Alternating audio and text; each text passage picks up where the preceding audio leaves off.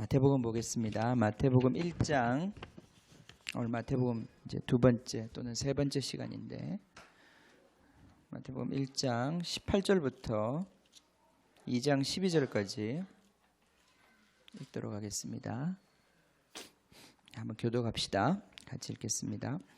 예수 그리스도의 나심은 이러하니라. 그의 어머니 마리아가 요셉과 약혼하고 동거하기 전에 성령으로 잉태된 것이 나타났더니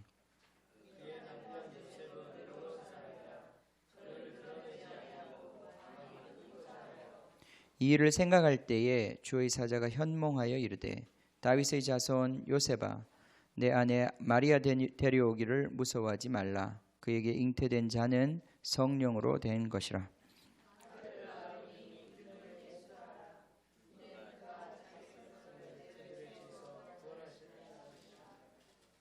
이 모든 일이 된 것은 주께서 선지자로 하신 말씀을 이루려 하심이니 이르시되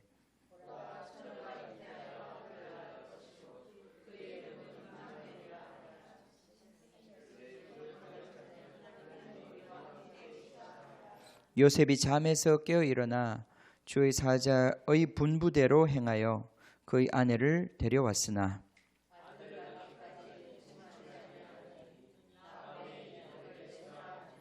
헤롯 왕 때에 예수께서 유대 베들레헴에서 나심에 동방으로부터 박사들이 예루살렘에 이르러 말하되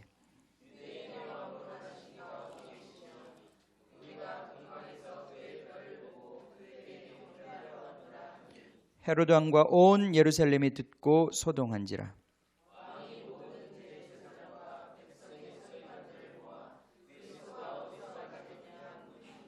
이르되 유대 베들레헴이오니 이는 선지자로 이렇게 기록된 바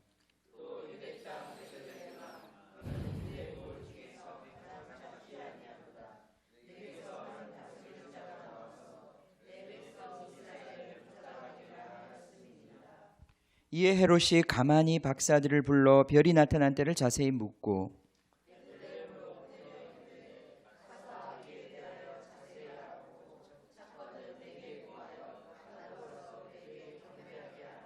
박사들이 왕의 말을 듣고 갈새 동방에서 보던 그 별이 문득 앞서 인도하여 가다가 아기 있는 곳 위에 머물러 있는지라.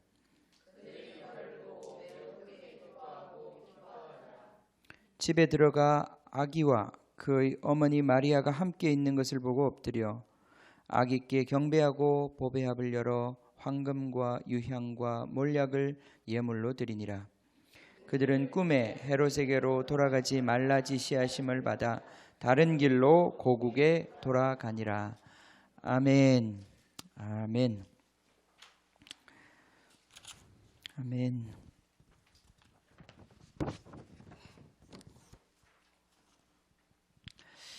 아멘. 자, 기도 한번 해야 될 것 같아요.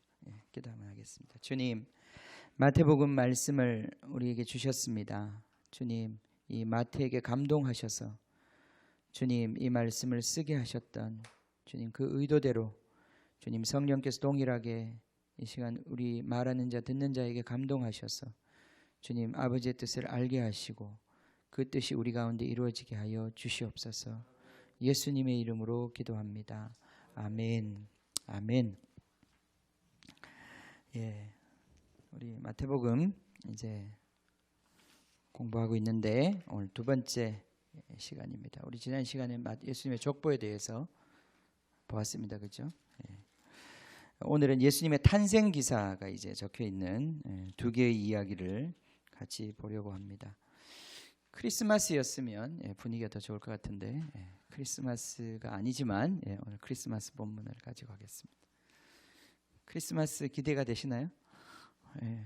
어릴 땐 제가 기대를 많이 했는데 목사가 되고 난 다음부터는 별로 기대가 안 됩니다. 크리스마스 하면 행사 뭘 해야 되나 막 그 고민 때문에 큰 기대가 안 됩니다. 다시 어린 동심으로 돌아가고 싶어요. 우리 은혜는 지금도 기다립니다. 이 크리스마스를 벌써부터 막 기다리고 있습니다. 자, 여러분 기다리십니까? 기다리십니까? 안 기다리시죠? 실제로 또 지금 우리가 지키는 크리스마스는 실제로 예수님이 태어난 시간이라고 보기가 좀 어렵습니다. 여러 가지 역사적인 증거로 볼 때. 그렇습니다. 그건 이제 다음에 우리 또 이제 한번 보고요. 오늘 이제 이 마태복음을 공부하는데 예수님의 이 탄생 기사를 우리가 특별히 이제 여기서 써놓았는데 마가복음 같은 데는 안 써놨잖아요, 그죠? 마가복음은 없습니다. 마태복음과 누가복음에만 있죠. 요한복음에도 없습니다. 근데 요한복음은 더 신비한 이야기를 하죠. 예수님은 태초부터 계셨다라는 얘기를 합니다. 근데 마태복음과 이제 누가복음은 예수님의 탄생 기사를 싣고 있습니다.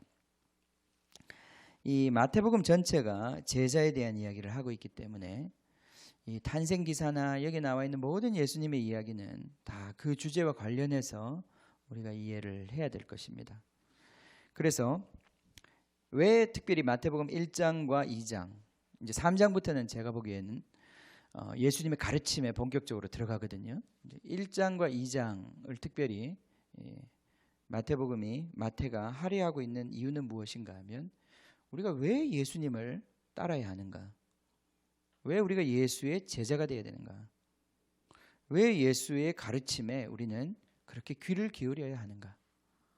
그죠? 그것에 대해서 대답하고 있는 것입니다.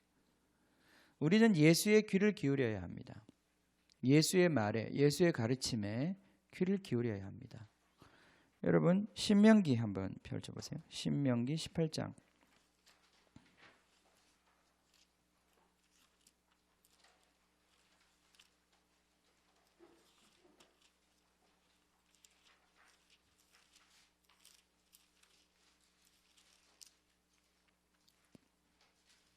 신명기 18장 15절입니다.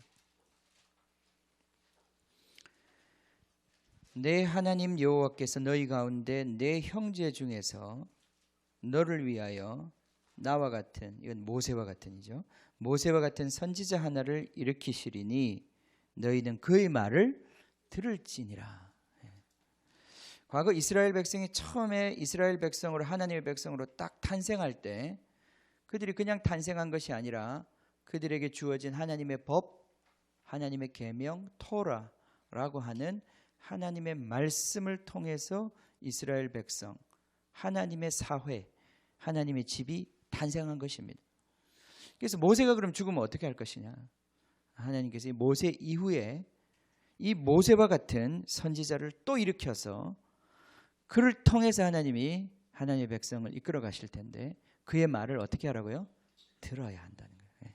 그의 말을 반드시 들어야 한다는 거예요. 16절 보겠습니다. 이것이 곧 내가 총회의 날에 호렙산에서 내 하나님 여호와께 구한 것이라. 곧 내가 말하기를 내가 다시는 내 하나님 여호와의 음성을 듣지 않게 하시고 다시는 이 큰 불을 보지 않게 하소서. 두렵건대 내가 죽을까 하나이다 하매 여호와께서 내게 이르시되 그들의 말이 옳도다. 내가 그들의 형제 중에서 너와 같은 선지자 하나를 그들을 위하여 일으키고 내 말을 그 입에 두리니 내가 그에게 명령하는 것을 그가 무리에게 다 말하리라. 아멘. 바로 이 선지자가, 구약에 약속된 모세의 입으로 약속한 이 선지자가 이스라엘 백성들이 그렇게 고대하고 기다려왔던 사람인 것입니다. 과연 언제나 이 모세와 같은 하나님의 선지자가 다시 일어날 것인가? 그래서 그 옛날 하나님의 영광을 우리에게 다시 가져올 것이냐? 그것에 대한 기대, 갈망, 이것이 이스라엘의 소망이죠, 그죠? 그렇습니다. 그래서 우리는 그분이 바로 이제 메시아, 예수님이라는 말이죠, 그죠? 예수님이 바로 여기에 약속된, 모세가 약속했던 그 선지자, 그 하나님의 말씀을 가지고 오는 하나님의 사람이라는 것을 이 마태는 주장하고 있는 것입니다. 그렇다는 거예요. 바로 이 예수가 그 모세가 이야기했던 그 사람이요, 여러분들이 하나님의 백성이 그의 말에 귀를 기울여야 하는 그 사람이다, 이 말이에요. 그래서 지금 족보 이야기를 하고 있는 것이고 그의 탄생 이야기를 하고 있는 것입니다. 우린 너무 믿음이 좋아요, 그죠? 우린 너무 믿음이 좋아서 그렇게 이렇게 설명 안 해줘도 우린 예수 믿어요, 그죠? 그죠? 참 마태는 우리보다 믿음이 없는 것 같아요. 이렇게 말 안 해도 우린 다 믿을 텐데. 유대인들에게는 그렇게 쉽지 않습니다, 그죠? 유대인들이 예수님을 예수님을 메시아로 받아들이기 위해서는 좀 그들에게 설명되어야 할 것들이 있어요.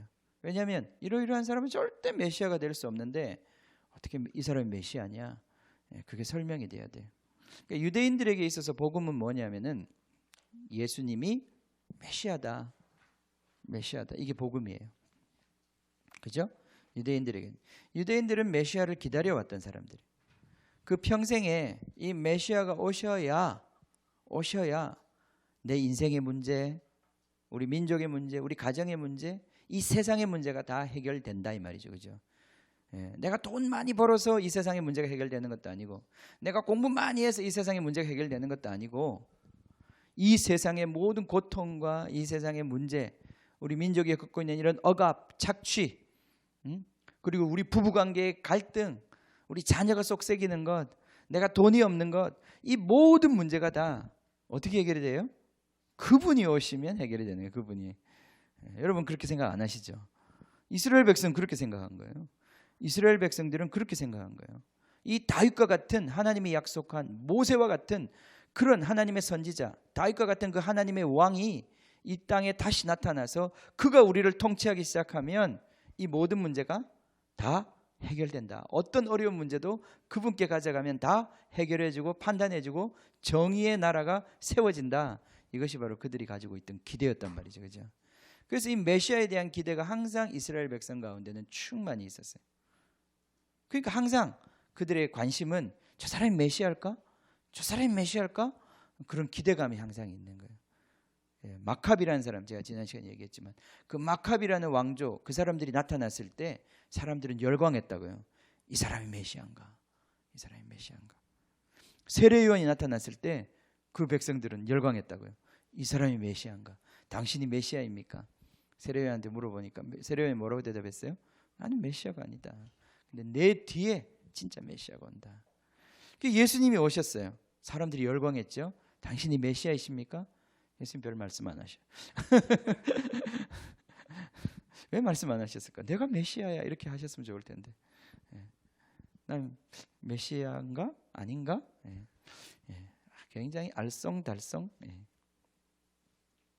우리 이미 마가복음 보았기 때문에 왜 그렇게 했는지 조금 이해하죠. 그죠? 그렇게 한 이유가 있습니다.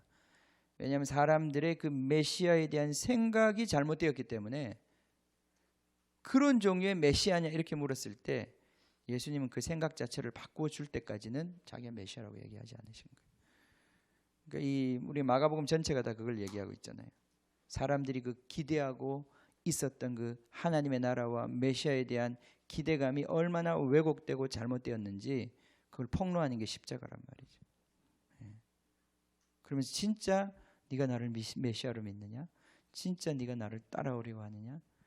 십자가를 보여주시는 거예요. 예수님께서. 그 십자가상에서 진짜 하나님 아들의 영광이 나타나는 거예요. 그죠? 그렇습니다. 그렇기 때문에 유대인들에게 있어서 복음이라고 하는 것은 바울도 그렇고 베드로도 그렇고 강력하게 선포했던 복음의 내용의 핵심 뭐냐면 그들이 그렇게 기다리던 메시아가 바로 예수라는 거예요. 너희가 바로 십자가에 못 박아 죽인 그 예수가 바로 너희가 그렇게 기대했던 메시아다. 이것이 바로 유대인들의 복음이었어요. 그런데 그 복음을 듣고 정말 마음이 아파서 회개한, 내가 예수를 죽였구나, 내가 그렇게 기다리던 우리 이스라엘의 소망, 그를 내 손으로 십자가에 못 박아 죽였구나, 이것을 깨달고 회개한 사람들은 3,000명이나 하루에 예루살렘 교회에 가입을 했지만 아직 많은 유대인들은 그 말씀을 받아들일 수 없었고 그 말씀을 믿을 수가 없었던 거예요. 그래서 예수를 받아들이지 않은 거예요. 바울이 가는 데마다 이 복음을 선포하면 유대인들이 일어나서 엄청난 박해를 가했던 것입니다. 그런데 이 복음이 이제는 유대인을 넘어서서 이방인에게 가기 시작했을 때는 문제가 조금 달라졌어요. 이 이방인들은 무식한 사람들이라 메시아가 뭔 소리인지 몰라요. 예를 들어서 길거리에서 이방인을 만나고 예수님이 메시아입니다, 예수님을 메시아로 믿으면 당신 구원을 받습니다, 이렇게 얘기를 하면 메시아가 뭐예요? 이렇게 물어보는 거예요. 그럼 이제 어떻게 복음을 전해요? 메시아를 설명을 해줘야 돼요.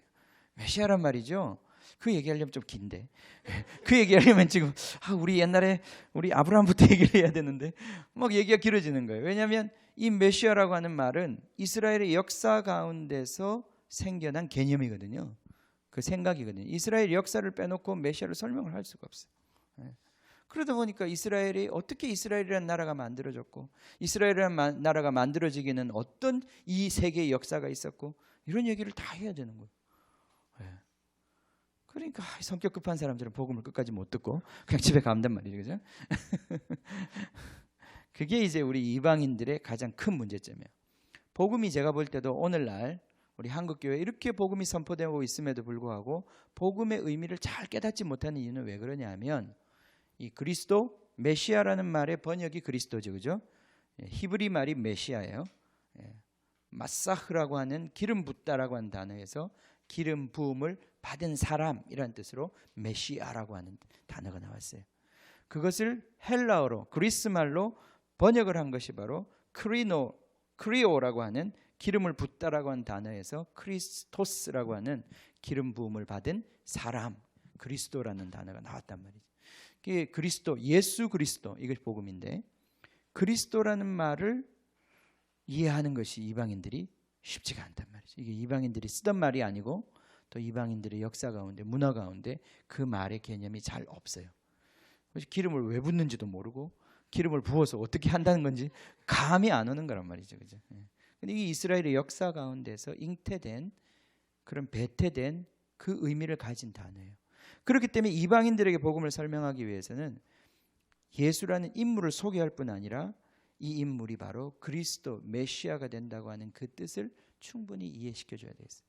그래서 이방인들에게는 복음을 설명하는데 꽤나 시간이 걸리고 이해가 되는 거예요. 지금도 마찬가지예요. 우리 교회에서 가장 어려운 게 뭐냐면은 예수라는 말, 예수님 인격적으로 그 2000년 전에 오셔서 복음서에 다 기록이 되어 있는 예수님의 이야기를 우리가 이해하고 듣는 것은 하나도 어렵지 않아요. 그 어려운 건 뭐냐면은 그 예수가 메시아가 된다고 그러는데 그 메시아라고 하는 그 말의 뜻을 이해할 수 있게 만드는 그 세계관, 그게 우리가 쉽지가 않단 말이에요. 그러니까 이게 없다 보니까 예수가 메시아라고 우리가 고백하는 이 말 자체가 큰 의미가 없어지는 거예요.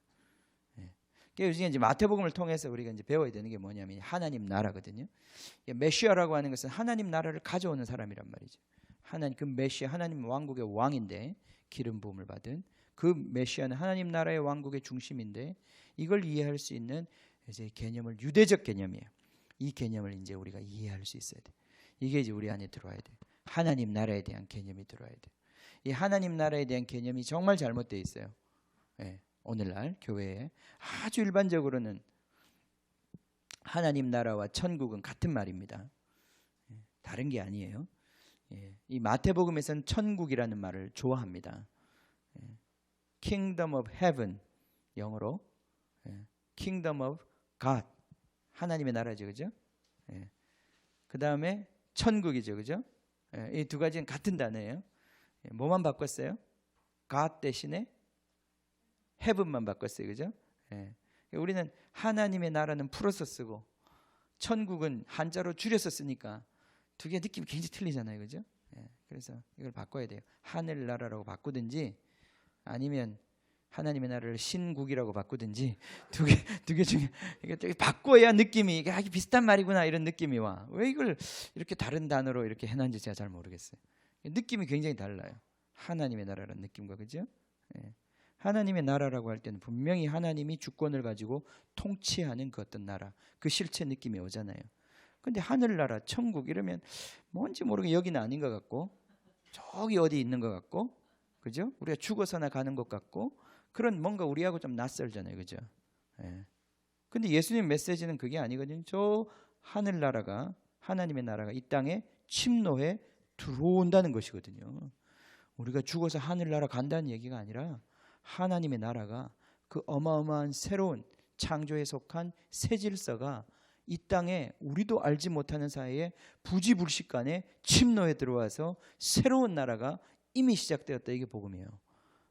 어렵죠? 어렵죠? 우리 편집사님 어려우세요? 안 어렵죠? 우리 왜 너무 설교를 쉽게 하는 교회입니다. 성경을 쉽게 설명해 주는. 성경은 쉬운데 설교는 어려워, 그죠? 희한해, 그죠? 자, 그래서 이 하나님의 나라, 메시아, 이 개념을 정확히 잡고 있어야 돼요. 그래야 우리가 예수 제대로 믿는 거예요. 아니면 이제 엉뚱하게 우리가 이상하게 극락왕생 쪽으로 가는 거예요. 예수 믿고 극락왕생하는 쪽으로 가는 거예요. 이름만 내 때로만 살짝 바꿔가지고 극락왕생이 문패만 천국으로 바꿔가지고 거기 가는 거예요. 나중에 죽고 나면 얼마나 허무하겠어요. 그거 아닌 거 알면 그거 아니란 말이죠. 우리 복음 그거 얘기하고 있는 거 아니란 말이죠. 이 전체적인 개념을 다시 이해할 수 있는 이 유대적인 개념을 잡아야 돼요. 그래서 복음은 유대인의 것이에요. 시온에서부터 나온단 말이에요. 복음은, 율법은 저 아테네의 파르테논 신전이나 플라톤의 철학에서 나오는 게 아니란 말이죠. 과학 연구에서 복음이 나오는 게 아니란 말이죠. 바로 유대인들의 이 생각 속에서, 그 유대인들의 생각은 유대인의 생각이 아니에요. 하나님이 이 무너져가는 이 세상의 세계관을 도전해서 하나님의 진리의 질서를 다시 잡아준 것이. 유대인들 가장 위대한 점이 뭐예요? 그들은 복음을 받았고 진리를 받았고 하나님의 말씀을 받은 자라는 거예요. 그래서 이 세상에 대한 진리를 그들이 갖고 있었어요. 이 세상에 대한 진리를 사단이 모두 다 지워가는 그 시대에, 하나님에 대한 흔적들을 지워가는 그 시대에 유일하게 하나님이 택한 그 백성들이 바로 이 세상에 대한 참된 지식, 참된 세계관, 살아가야 되는 참된 방식을 보존한 것이 바로 유대인들이에요. 근데 그게 그냥 책으로 보존된 게 아니에요. 책으로 보존해봐야 그거 안 읽으면 무슨 소용이 있겠어요, 그죠? 그죠? 참 답답한 일이에요, 그죠? 책으로 쓴다는 거는 안 읽으면 끝이에요. 책으로 쓰는 것이 아니라 하나님이 살아있는 사람에게 쓰는 거예요. 파트너를 데리고 와가지고, 아브라함이라고 하는 파트너를 데리고 와서, 그 다음 아브라함이 죽을 때쯤 되니까 이삭을 데리고, 그 파트너를 데리고 하나님이 살아있는 이 세계관을, 세계관이라는 게 책 속에 있는 게 아니잖아요. 사람 머릿속에 있는 거 아니에요, 그죠? 살아있는 사람 속에 있는 거란 말이죠. 이것을 끊임없이 보존했던 것이 바로 이스라엘의 역사예요. 끊임없이 그 백성들은 이 말씀을 배워야 했고 가르침을 받아야 했고 이 세계관을 보존했어야 된다, 이 말이죠. 이것 안에서 메시아라는 말이 의미가 다가오는 거예요. 그럼 아니, 우리 메시아라는 말을 모르는 거죠. 우리 지난 시간 얘기했지만 말시온이라고 하는 그 이단 생각해 보세요. 구약의 이 하나님의 이 프레임들을 다 잘라내어버리고 신약의 말씀만 좋다는 거예요. 바울의 말씀이 감동이 된다는 거예요. 그것만 가지고 예수님을 믿겠다는 거예요. 그거 얼마나 어리석은 생각입니까? 과연 그러면 자기가 해석한 그 예수는 어떤 예수입니까? 자기가 좋아하는 그 예수는 어떤 예수입니까? 그것이 과연 구약에서부터 흘러나오고 구약에서부터 계시되었고 그 체계 속에, 세계관 속에서 나온 이야기가 아니라면 그 이야기들의 모든 해석되어야 되는 그 내용은 어디로 가서 해석이 되겠습니까? 그 단어들은 어디서 온 것입니까? 그것들이 다 구약에서 온 것이요, 하나님이 그 흔적 속에서 온 거란 말이죠. 좀 이해가 되십니까? 어려운 얘기 했어요, 제가. 그래서 예수님께 귀를 기울이고 예수님께 이제 들어야 하는데, 그분이 이제 메시아다. 이것을 우리 이방인들에게도 지금 뭔가 이제 설명을 해줘야 되는데, 유대적인 먼저 틀을 우리가 잘 이해해야 합니다. 그 프레임 속에서 우리가 하나님의 복음을 이해할 수 있게 되는 거예요.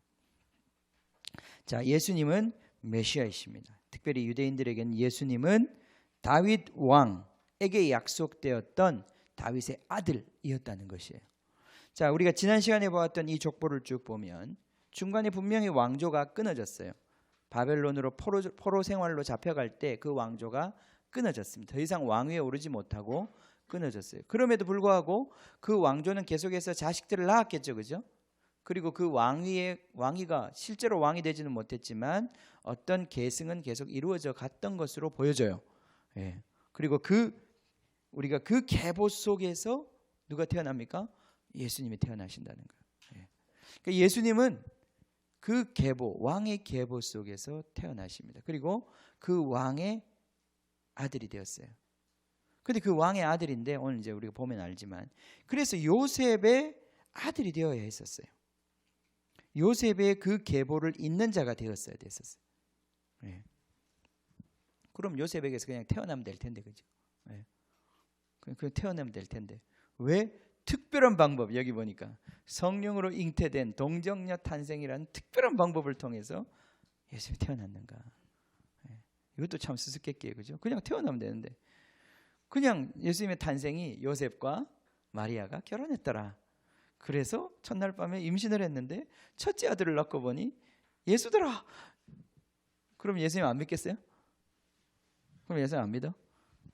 그런 예수는 받아들일 수 없어. 그렇게 했어요? 예언이 어때?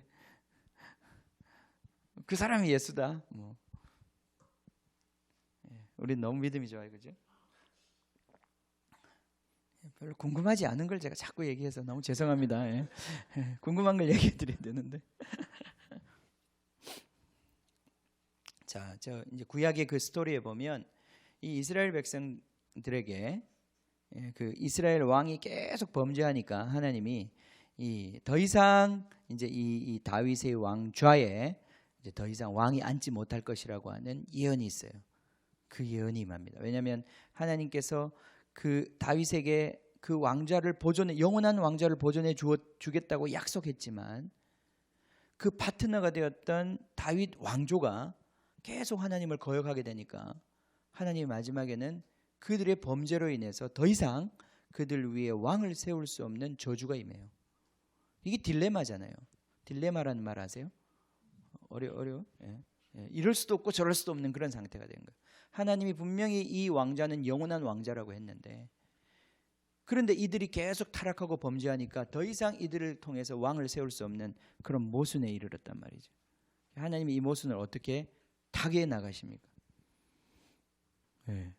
그게 바로 하나님이 희한한 방법으로 이 왕좌는 그대로 계승을 시키는데 요셉을 통해서 그 씨는 그쪽을 통해서가 아니라 다른 쪽을 통해서 연결을 시켜줘.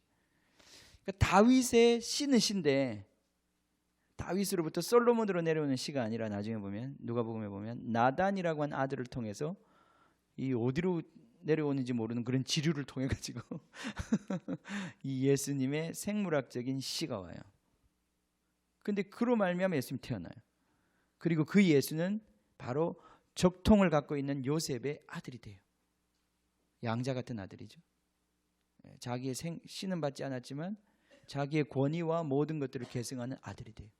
그래서 예수가 바로 그 자리에서 다윗의 생물학적인 씨도 가지고 이 멸망받을 수밖에 없었던 그 저주받은 그 왕과의 그 문제도 극복하면서 다윗의 왕자를 다시 회복시키신다. 이게 우리가 누가복음하고 같이 읽어보면 그런 뜻이 있어요. 그래서 예수님께서 그렇게 태어나시는 겁니다. 물론 뭐 아주 신학적으로는 이 예수님의 동정녀 탄생에 대해서 많은 이야기들을 합니다. 거기에는 많은 또 이론도 있고요. 근데 제가 볼 때는 그런 것들이 다 너무 인간적인 생각이 많이 들어가 있는 해석이라고 생각해요. 정말 중요한 것은 뭐냐면 여기서 우리가 오늘 봅시다. 오늘 본문 두 개를 우리가 이제 소화를 해야 되는데요. 자, 제일 중요한 건 이것입니다. 예수님이 이렇게 태어나셨고 예수님이 이런 경배를 받았다고 하는 사실을 우리가 통해서 이 크리스마스 이야기를 통해서 우리가 깨달아야 되는 건 뭐냐면은 예수님이 메시아시구나. 예수님이 하나님이 보낸 약속하신 바로 그 하나님의 그리스도이시구나 하는 것을 우리가 깨닫는 것입니다. 이게 분명해져야 되는 거예요. 우리가 이제 다음 주까지 2장까지 볼 텐데 이거 지금 우리가 해야 되는 작업은 뭐냐면은 우리가 왜 예수 중심으로 살아야 되는가? 예수님의 말씀을 이제 좀 있으면 우리가 배울 텐데 예수님이 뭘 가르치시는지는 배울 텐데 예를 들어서 예수님이 오른밤을 치면 왼밤을 돌려대라 이런 식으로 가르치시면 어떻게 그 말을 들어? 그 농담하시지 마세요. 이러면 안 된다 이 말이에요, 그죠? 1장, 2장에서 우리 마음을 단단히 먹어야 된다 이 말이에요. 이 사람 얘기를 우리가 확실히 이 사람 입에서 떨어지는 거는 내가 좀 이해가 안 돼도 그렇게 하겠습니다. 내가 좀 어려워도 이렇게 살겠습니다. 그렇게 말할 준비를 해야 된단 말이죠, 그죠? 이 각오가 안 돼 있으면 수업 시작하면 못 따라간다 이 말이에요. 무슨 말씀인지 아시겠어요? 빨리 가르쳐 주지. 뭐 죽기 전에 배워야 할 5가지 그 사이에 또 돌아가신 분도 계시는데 그죠? 빨리 가르쳐 줘야 되는데 빨리 가르쳐 줘야 되는데 왜 안 가르쳐 주냐? 여러분 마음의 준비를 시키는 거예요 지금. 마음의 준비를 시키는 거예요. 예수님을 따라갈 준비가 되셨습니까? 예수님 따라갈 준비 되셨습니까? 예수님을 리더로 예수님을 목자로 여러분 따라갈 준비가 되셨습니까? 이태준 씨 대답 안 했어요? 예. 아직 마음의 결론이 안 나신 것 같아요. 예. 안 날 수 있습니다. 예. 안 날 수 있습니다. 그 심각한 문제거든요. 보통 문제가 아니거든요. 우리 집 모든 그죠? 통장 비밀번호 모든 걸 다 내주는 그 고백인데 그게 쉬운 일이 아니란 말이죠. 예. 그죠? 잘 생각하세요. 다음 주까지 있습니다. 잘 생각하시고 예수를 따라갈지 안 따라갈지 잘 생각하십시오. 그런데 여기서 분명히 마태는 예수를 따라가야 된다. 예수만이 답이다. 그걸 지금 여기서 주장하고 있는 거예요. 왜? 예수는 이렇게 태어났기 때문에. 예수 어떻게 태어난지 봅시다. 예수님 어떻게 태어나셨습니까? 예수 그리스도의 나심은 이렇습니다. 소개를 합니다.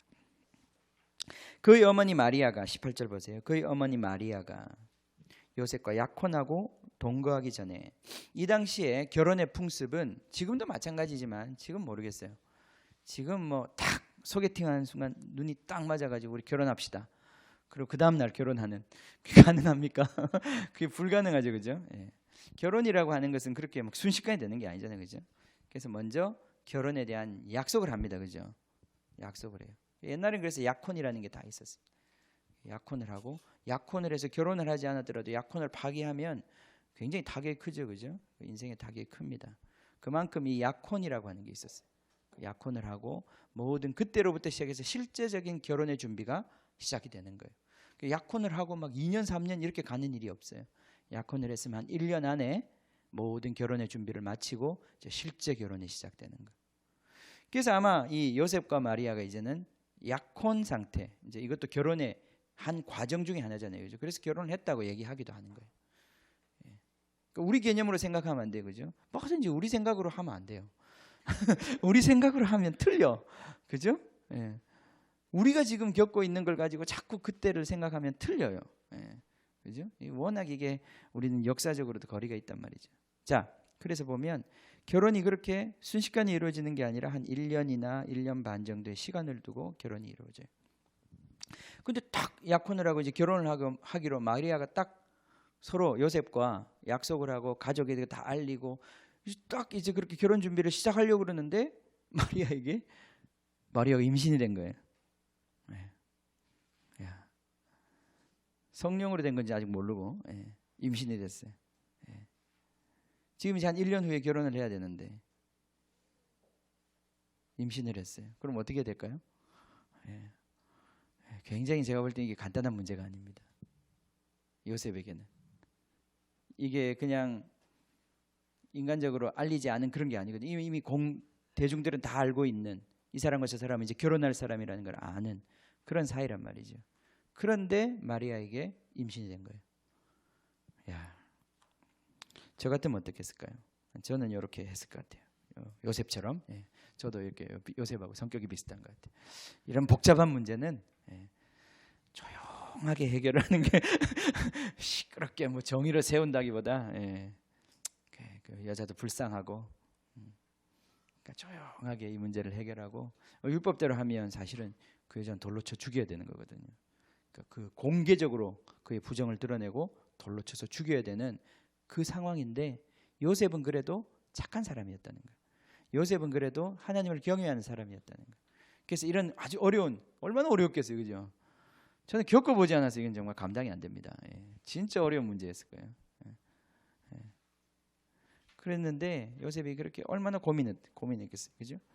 그걸 알고 난 다음에 20절에 보면 이 일을 생각할 때 그렇게 적혀 있어요, 그죠? 이게 보통 표현이 아니에요. 그냥 생각 이렇게 하는 게 아니에요. 이건 잠 못 자는 지금 상황이에요. 이거 완전히 죽겠는 거예요. 이거 어떻게 해야 되나? 내 인생이 정말 꼬여도 이렇게 꼬일 수 있나?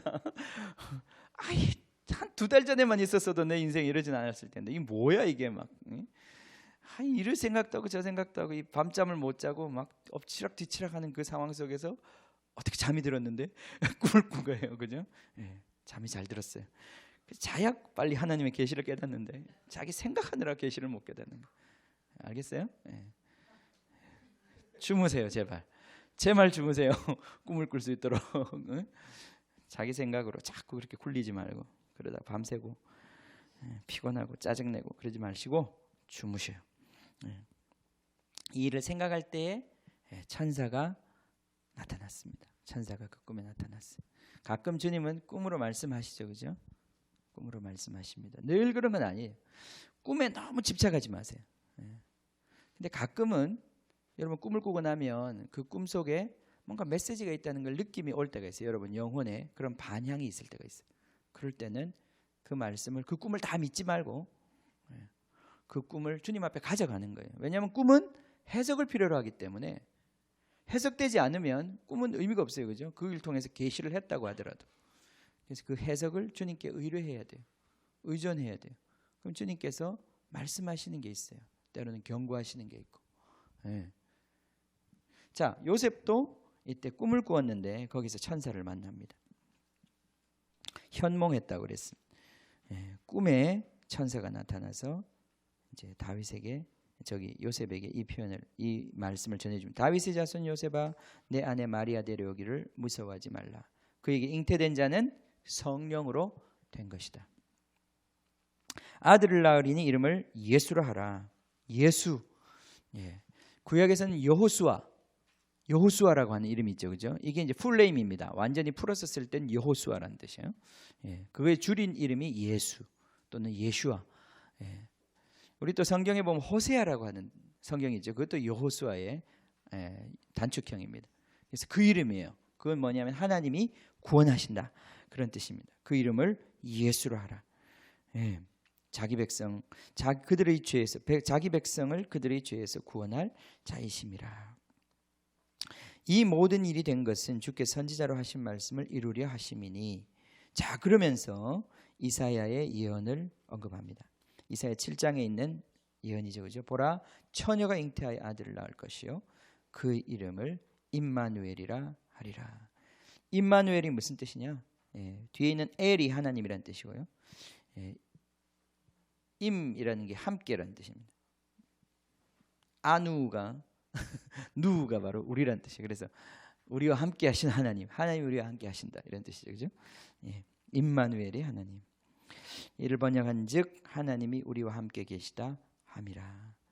요셉이 잠에서 깨어 일어나 저희 사자의 분부대로 행하여 그의 아내를 데려왔으나 아들을 낳기까지 동침하지 아니하더니 나음의 이름을 예수라 하니라. 예수님이 이렇게 태어났습니다. 이게 이제 요셉 측의 스토리인 거예요. 마리아 쪽의 이제 스토리는 누가복음에 이제 나와 있죠, 그죠? 예수님 그렇게 태어나셨습니다. 예수님이 동정녀 탄생을 하셨어요. 참 이건 역사적으로 오랫동안 많은 사람들의 논쟁이 있었습니다. 어떻게 처녀가 아기를 가질 수 있는가? 속아 웃을 일이죠, 그죠? 처녀가 아기를 가졌다 이러면은 뻔한 거 아니에요, 스토리가. 그죠?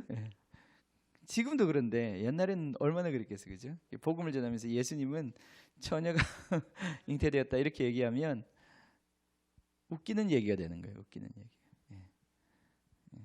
그래서 이제 나온 영화가 있죠. 다빈치 코드라고.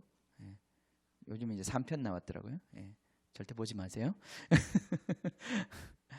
이 시대가 참 악합니다. 그런 것들을 정당화해가는 영화를 만들어서 사람들이 아무리 교회를 다녀도 이렇게 설교 말씀 들어도 이건 다 까먹고요. 영화 한 편 보고 나면 휙 돌아가요. 그런가? 예수님이 막달라 마리아하고 결혼해가지고 자녀를 낳았는가? 막 그런 생각을 하는 거예요. 전혀 역사적 근거가 없습니다. 자, 예수님이 동정녀 탄생을 했어요. 근데 오늘날에는 참 신기하게도 오늘 이제 과학이 발전하면서 사람이 어떻게 탄생하고 생기는지를 알아가면서 동정녀 탄생이라는 게 불가능한 것이 아니다라고 하는 것을 이미 과학에서는 증명하고 있어요. 그죠? 그것도 모르시나요? 우리 유명한 황우석 박사님, 그죠? 그분이 했던 작업이 뭐냐면 결국은 정자와 난자의 결합이 아닌 방식으로 생명을 탄생시키는 거예요. 그게 복제 양도 나오고 복제 우리 저기 잘 아시잖아요, 그죠? 우리 황 박사님하고 안 친해요? 별로 안 친해요? 복제한 그 개 이름 뭐예요? 뭐 그런 게 있어, 그죠? 늑대도 만들고. 그러니까 복제가 가능하다고 하는 것은 정상적인 방식이 아니라 어떤 우리 세포의 난자 세포 안에 어떤 인간의 세포를 집어넣어 가지고 이 어떤 그런 성체 세포를 집어넣어 가지고 그걸 이제 배양해서 복제, 정말 나와 똑같은 어떤 존재를, 생물학적 존재를 만들어내는 거 아니에요, 그죠? 그게 가능하다는 것을 이미 과학은 증명했단 말이죠. 그래서 지금은 동정녀 탄생이라고 할 때 그것이 전혀 불가능한 얘기다, 이런 얘기를 할 수가 없는 시대에 우리는 살고 있어요. 근데 지금부터 한 50년 전만 해도 동정녀 탄생은 진짜 하나님만 하실 수 있는 거예요. 근데 지금도 이제 어려운 건 이거예요. 예수님 물론 이제 그 분명히 요셉 쪽하고는 아무 관계 없이 태어났어요, 그죠? 요셉의 어떤 피 한 방울도 안 섞이고 태어난 거예요, 그죠? 마리아의 피는 섞였을까요, 안 섞였을까요? 오늘 설교를 해야 되는데 자꾸 잡된 얘기를 많이 해요, 그죠? 마리아 피가 섞였을까요, 안 섞였을까요? 안 섞였어요? 거기서 안 섞였다고 주장하는 사람도 있고 섞였다고 주장하는 사람도 있고, 이 두 사람이 열심히 싸우면서 몇천 년을 싸워왔어요. 그래서 뭐 지금 제가 뭐라고 얘기할 수는 없는데, 근데 저는 안 섞였으면 그분이 과연 사람이라고 할 수 있는지, 그 문제가 저는 있다고 생각해요. 요셉의 분명히 피는 안 섞인 건 분명합니다. 근데 저는 분명히 마리아의 어떤 씨를 사용했다고 생각해요, 하나님께서 기적적인 방법으로. 근데 오늘날 아무리 과학이 발전해도 복제를 하는데 말이죠, 인간 복제도 하지요. 어딘가 했을 수도 있어요. 어느 날 막 유명한 탤런트가 나는 복제 인간이에요 이럴 수도 있어요. 몇십 년 지나서 알 수 없는 세상이에요. 갑자기 자기 커밍아웃 하면서 말이에요. 나는 원래 복제 인간으로 태어난 거예요, 막 이런 식으로. 그럼 충격받지 마세요. 근데 아무리 복제 인간도 여자의 세포를 가지고 만들어낼 수 있는 건 여자밖에 없어요, 그죠? 여자의 세포 갖고 남자를 만들어낼 수 없어요, 그죠? 남자 세포 가지고 아예 못 만들어요. 난자가 없으니까. 여자의 세포를 가지고 만들어낼 수 있는 건 여자밖에 없어요. 근데 여자의 마리아의 세포를 가지고 남자를 만들었단 말이죠. 이건 하나님이 하신 것이 하나님의 기적이에요. 어떤 일이 일어난지 우리는 잘 모르겠어요.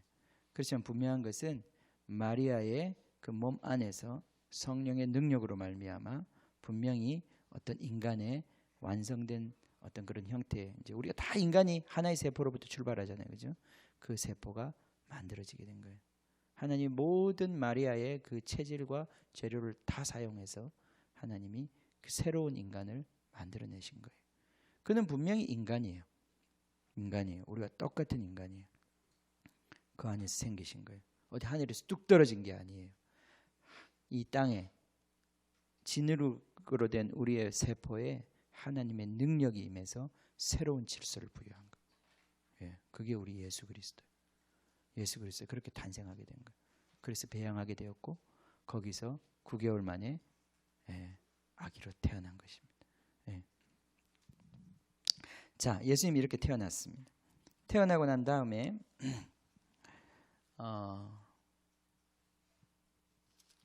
그가 이제 태어날 때 하늘에서 징조가 있었어요.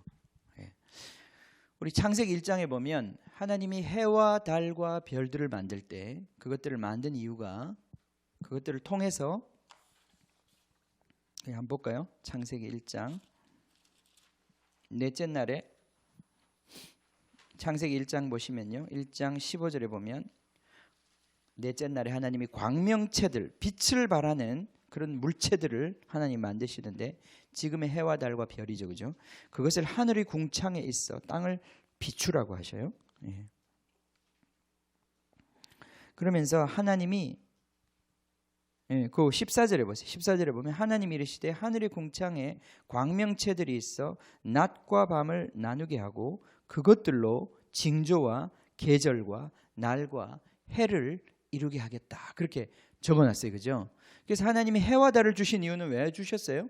지금 과학자들은 전혀 그렇게 믿지 않겠지만 해와 달을 주신 이유는 그걸 가지고 낮과 밤을 나누고 시간을 정하고 하나님이 모든 자기가 하시고자 하는 일에 하늘의 어떤 그런 시계와 같이 하나님의 그 어떤 역사의 징조를 이루기 위해서 이 천체의 모든 별들을 허용하셨다는 거예요. 주셨다는 거예요, 그죠? 그래서 이 별들의 움직임은 분명히 뭔가 굉장히 중요한 하나님의 의도와 관계가 있어요. 예. 그래서 이걸 열심히 발전시킨 것이 바로 점성술이에요. 그죠? 예. 그래요. 그 점성술이에요. 그 점성술이 또 계속 발전해서 뭐가 됐어요? 지금의 천문학이 된 거예요. 예. 지금 이제 천문학은 많이 물리학에 의존하고 있지만은 그래도 조금만 전만 해도 그 천문학이 나오게 된 모든 배경은 사실은 굉장히 별의 관찰, 별의 움직임을 정밀하게 계산하고 생각하던 그 많은 아주 똑똑한 과학자들에 의해서 머릿속에 별을 보는 사람들이 제일 똑똑한 사람들이었어요. 제일 발달된 기계가 바로 별을 볼 수 있는 기계, 그 당시에. 그래서 이 사람들 항상 별을 보고 그 별을 가지고 길흉을 점치고, 예, 지금은 전쟁을 해야 될 때인지, 예? 예, 그거 말해주는 사람이 실세, 비선 실세란 말이에요. 예? 알겠어요? 예. 어느 나라든지 다 정권 옆에는 이 점성술사들, 이 박사들이 딱 포진하고 있어서 역사적으로 이런 일이 일어날 때 어떤 기근이 왔었고, 그죠? 사실 관계 있는 것도 많이 있거든요. 이 특히 달의 움직임이나 해의 움직임하고 이 땅의 날씨나 뭐 이런 거는 굉장히 관계가 많거든요. 그런 것들을 지금 기상청처럼 아주 슈퍼컴퓨터로 계산해 가지고 이런 해가 올 때는 지진도 나고 뭐 이런 일이 일어날 때는 기근도 오고 엘니뇨도 오고 라니냐도 오고, 그 당시에 이런 것들을 다 지금 슈퍼컴퓨터가 다 하고 있지만 그게 아니라 누가 한다고요? 이 박사들이 그 짧은 머리 가지고 그렇게 한단 말이죠. 그죠? 그러다가 좀 이렇게 띨띨한 박사들이 있는 그런 나라들은 계속 이 전쟁은 망하고, 예, 아주 바벨론 같은 그런 큰 나라들은 아주 똑똑한 박사들이 뭐 수백 명이 포진해 가지고 정밀한 결과들을 낸단 말이죠. 예. 이게 다니엘서에 나오는 얘기 아닙니까? 그죠? 과거에 그랬다는 거. 이 점성술자들. 지금 우리가 볼 땐 점쟁이 이렇게 생각할지 몰라도 과거에는 제일 똑똑한 사람들, 제일 합리적인 사람들, 또 가장 그 왕에게 많은 영향력, 하늘의 뜻을 읽어서 왕에게 뭔가를 지시할 수 있는 그런 위치에 있는 사람들이었어요. 왕이라고도 말할 수 있죠. 예. 이런 사람들이 있었다는 거예요. 그런데 놀랍게도 이스라엘 백성이 바벨론으로 포로 생활로 잡혀갔을 때 거기에 유대의 똑똑한 청년 몇 사람이 있었는데 그 중에 하나가 다니엘이었다는 거예요. 근데 놀랍게도 그 느부갓네살 왕을 보좌할 때 다른 박사들이 다 입도 뻥끗할 수 없는 그 상황 속에서 다니엘이 하늘의 비밀을 깨닫고 왕에게 이야기해 주면서 완전 떴어요. 그죠? 그 젊은 나이에 떠가지고 완전 최고의 영예를 누리는 그 박사의 자리에 올라갔어요. 이 다니엘이 말년에는 굉장히 영광을 많이 받습니다. 주변에 그 어떤 왕들도 무시할 수 없고, 예, 그 어떤 사람들도 함께 함부로 범접할 수 없는 그런 엄청난 영예를 누렸어요. 그래서 다니엘이 가지고 있었던 그 예언들이 있었어요. 특별히 자기가 받은 예언들. 그 예언들을 자기만 갖고 있었을까요? 아니에요. 그 백성들에게 분명히 선포했을 것이고 나누어 주었을 것이고 또 유대인에게 다니엘에 관심이 많은 사람들은 그걸 읽었을 것이에요. 그리고 고대에 책들이 많이 없는데 이 다니엘이 쓴 예언들은 고대로부터 굉장히 인기가 있었을 거예요.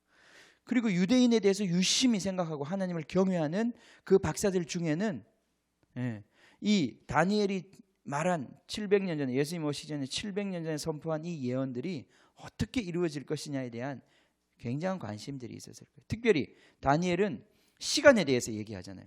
지금부터 얼마 후에 메시아가 올 것에 대한 이야기를, 시간에 대한 계획을 얘기하고 있어요. 그럼 그 시간이 이미 임박했다는 것을 이 시간 계산하는 사람들은 굉장히 익숙하게 알고 있었던 거예요. 그런 즈음에 하늘에 어떤 징조가 나타나기 시작하는데, 예, 여기 제가 오늘 그림 하나 그려놨죠. 예, 그 그림 보시면 지금 이제 우리 태양계에 있는 별들의 쭉 모양이 있어요, 그죠? 예. 거기 제일 왼쪽에 뭐 허옇게 되어 있는 게 이게 태양입니다. 태양은 보이지도 않죠? 예, 너무 커서. 예. 그 옆에 있는 점 같은 게 수성이죠. 그 옆에 있는 게 금성. 그 옆에 있는 게 이제 여러분 거기 계시는 거 보이죠? 예. 여러분 보이세요 거기? 예. 내가 거기 앉아 있잖아 거기. 예. 지구. 예. 거기 있잖아요 거기. 예. 그 옆에가 화성. 우리가 그렇게 가고 싶어하는 화성, 그죠? 그 다음에 뭐예요? 그 다음에 목성이죠, 그죠? 예, 목성이에요. 목성, 주피터. 이 목성이 우리 태양계에서 제일 큰, 태양을 빼놓고는 제일 큰 별입니다. 그죠? 예, 이걸 주피터라고 그래요. 제우스. 예, 로마 신화에 있어서 제우스의 이름이죠. 주피터. 예, 이 목성이 제일 큰 별이에요. 하늘의 신입니다. 하늘의 왕이에요. 그 옆에 있는 게 뭡니까? 토성이죠. 왜 토성? 세턴. 땅의 신이에요. 그러니까 이 목성과 토성은 하늘과 땅을 상징하는 그 어떤 것이 있어요.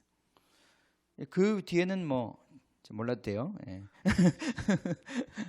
중요하지 않아요. 그 중에 뭐 맨 마지막에 있는 거는 태양계로 쳐졌다가 안 쳐졌다가 막 그랬어요. 삐졌어요 요즘에. 예. 그래가지고. 근데 이제 목성과 토성이 중요한 거예요. 왜냐하면 목성은 고대로부터 왕의 별, 그리고 이 하늘의 별, 하늘의 신에 대한 별이에요. 그 다음에 이제 토성은 땅의 신에 대한 별이에요. 땅의 왕에 대한 별이에요. 그런데 이 천문학자들이 여러 가지 연구를 통해서 지금 이제 과거에 별자리라고 하는 것은 워낙 규칙적으로 움직이기 때문에 지금도 다 컴퓨터 프로그래밍을 통해 가지고 지금부터 2000년 전에 팔레스타인에서 하늘을 봤을 때 별자리가 어떻게 생겼는지가 다 나와요. 예. 지금 그런 프로그램도 있어요. 여러분이 인터넷에 들어가셔서 몇 월 며칠 어떤 좌표를 동경 몇 도, 북위 몇 도 이거 딱 쳐넣으면 그 자리에서 보이는 하늘의 별자리가 몇 시에 어떻게 보이고 몇 시에 어떻게 보이고 다 나와요. 예. 그 정도로 이 별자리에 대한 건 굉장히 규칙적이에요. 근데 이 BC 6년경에 어떤 일이 생겼냐면은 이제 여러분 아마 이거 인터넷에 보시면 김명현 박사라고 하는 분이 그 별에 대한 이야기를 강의한 게 있어요. 그걸 한번 읽어보시면 더 자세히 알 수 있는데 이 목성과 토성이 원래는 이렇게 쭉 이런 식으로 지나가는데 지구에서 볼 때 이게 한번 역전을 일으킵니다. 예. 그리고 이 두 별이 그냥 이렇게 쭉 가는 게 아니라 서로 자리를 왔다 갔다 하면서 뭔가 춤을 추는 것 같은 그러한 현상이 땅에서 나타나요. 굉장히 기이한 현상인데 갑자기 나타난 어떤 현상이 아니라 이 목성과 토성이 어떤 그 공전 주기의 어떤 겹침으로 말미암아 그 시간에 굉장히 지구에서 볼 때 이상한 별의 움직임이 나타나요. 정상적이지 않은 별들이 막 뒤로 갔다가 앞으로 갔다가 하는 그런 역사들이 일어나요. 그러면서 이제 이런 것들이 막 그냥 내가 지금 보고 있는 10분 사이에 왔다 갔다 이런 하는 게 아니죠, 그죠? 그런 게 아니에요. 오늘은 여기 있다가 내일은 여기 있다가 그다음 여기 갔다가 이렇게 한단 말이죠. 그러니까 저 같은 보통 평범한 사람들이 볼 때는 아무런 차이도 못 느껴요. 예. 동방박사니까 보는 거예요. 별이 왜 저리 갔지? 왜 이리 갔지? 이렇게 보는 거라 이 말이에요, 그죠? 그러니까 그 당시에 모든 사람들이 우리는 지금 막 크리스마스 카드에 보면 별이 샥 날아가고 있는데 그런 별 같았으면 누가 안 봤겠어요, 그죠? 헤롯도 봤을 거예요. 막 쫓아갔겠죠, 그죠? 그게 아니단 말이에요. 늘 그 별을 보고 있는 그 박사들이 별의 움직임을 늘 관찰하고 그것에 민감한데 이 별이 보통 때와 다르게 움직인다는 거예요. 특별히 하늘과 땅에 이 상징하는 하늘과 땅의 권세를 상징하는 이 두 별이 서로 춤을 추면서 그건 굉장히 큰 별들이기 때문에 안 보기 힘들거든요. 점성학자들이 보기에는. 이 별들이 막 움직이면서 그것이 어떤 방향으로 가고 있는데 그것이 바로 이 유대의 다니엘이 했던 이 예언의 시기와 비슷하게 맞아떨어지는 거예요. 그러니까 이들의 마음속에 흥분이 일어난 거예요. 드디어 다니엘이 예언했던 그 메시아가 이 땅에 태어나는구나. 이들이 어떤 특별한 계시를 받았던 게 아니에요, 그죠? 그 당시 이미 주셨던 그 계시, 그 계시에 늘 집중하고 그것을 믿고 그 계시를 가지고 항상 하늘을 관찰하던 그들이 캐치를 했다는 거예요. 아무도 이스라엘 백성 가운데 메시아가 온다고 하는 그것을 캐치하든 못하고 있던 그 순간에 이들이 바로 그 별을 보고 하나님의 역사를 깨닫고 동방에서부터 오기 시작했다는 거예요. 오는 시간이 꽤 걸렸을 것입니다. 3개월에서 6개월 정도 걸렸을 수도 있어요. 그들이 그렇게 오는 동안에 별은 지속적으로 움직였을 것이. 그러다가 어느 날 별이 사라져버렸어요. 예루살렘 정도까지 왔는데 별이 사라져버린 것이. 제가 이거를 설명을 제가 못해요. 제가 천문학을 잘 몰라서요. 그래서 제가 설명을 한들 여러분이 잘 모르기 때문에 여기서 그냥 넘어가는 거예요, 그죠? 여러분이 더 관심이 있으면 이제 인터넷에서 이제 보시는 거예요, 그죠? 근데 별이 사라졌어요. 왜냐하면 별이 겹쳐집니다. 그 순간에. 그래서 별이 사라진 것처럼 보여요. 그러다 그 별이 다시 나타나요. 예. 그러면서 별이 가다가 또 멈춰요. 예. 그 왜 멈출까요? 별이 이제 방향을 트는 거예요. 이리로 가다가 지구에서 볼 때 하늘에서 이렇게 가다가 트는 게 아니라 지구에서 볼 때 별이 이렇게 가다가 방향을 바꾸기 위해서 섭니다. 그 순간 이제 바로 그때가 이들이 베들레헴에 도착했을 때인 거예요. 이제 이런 방식을 통해서 이들이 예수님을 찾아가게 되는 거예요. 과학적으로 충분히 말이 되는, 이미 역사적으로도 그렇습니다. 그래서 예수님 탄생을 BC 한 6년 정도로 보는 것이 가장 정확할 것 같아요. 그래서 BC 6년부터 AD 30년, 이게 예수님의 이 땅의 공생에, 이 땅에 오셔 살았던 시간이 아닌가 그렇게 봅니다. 자, 헤롯 왕 때 있었던 일이죠, 그죠? 거의 시간이 많이 됐는데 헤롯 왕 때 이 일이 있었습니다. 헤롯 왕, 헤롯도 이제 여러분들이 막 헷갈리시면 안 되는데 헤롯의 아들의 이름이 뭡니까? 헤롯이에요, 그죠? 그래서 헷갈리시면 안 되는 거죠. 그죠? 헤롯이 죽었는데 뒤에 가면 또 헤롯이 또 나와요. 제가 예전에 중국에 갔더니 초석교회에서 막 두 교회가 열심히 싸우고 나눠지려고 그러는데 그 교회의 싸움의 핵심이 뭐였냐면 세례 요한하고 사도 요한을 구분을 못 해가지고 뭐 그거 가지고 싸운 거예요. 교회 지도자들끼리 이 요한하고 저 요한하고 막 다르다 안 다르다 막 그래가지고 그래서 그걸 설명해줬더니 이제 그 문제가 잦아졌어. 근데 그 지도자 한 분은 좀 안 받아들이려고 그러시더라고. 헤롯이라고 다 같은 헤롯이 아닙니다.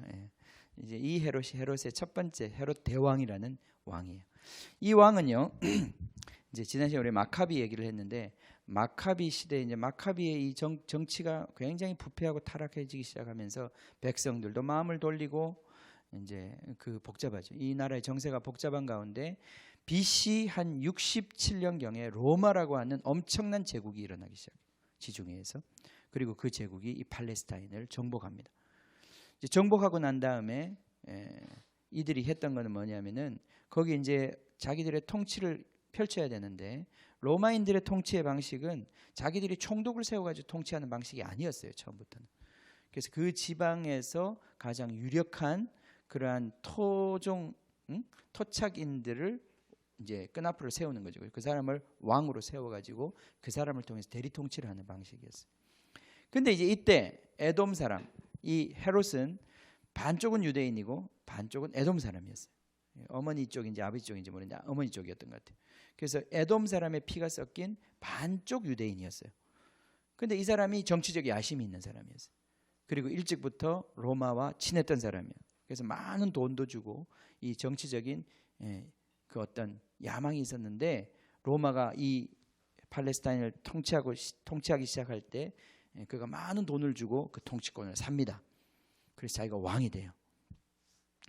근데 이스라엘 백성들은 그 함부로 누구를 왕으로 잘 인정 안 해주거든요.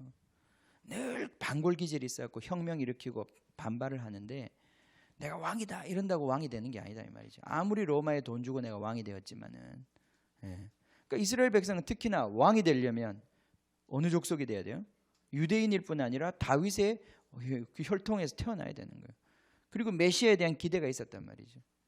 그래서 이러한 모든 것들을 무마시키기 위해서 자기가 왕이 되고 난 다음에 헤롯은 성전을 짓기 시작합니다.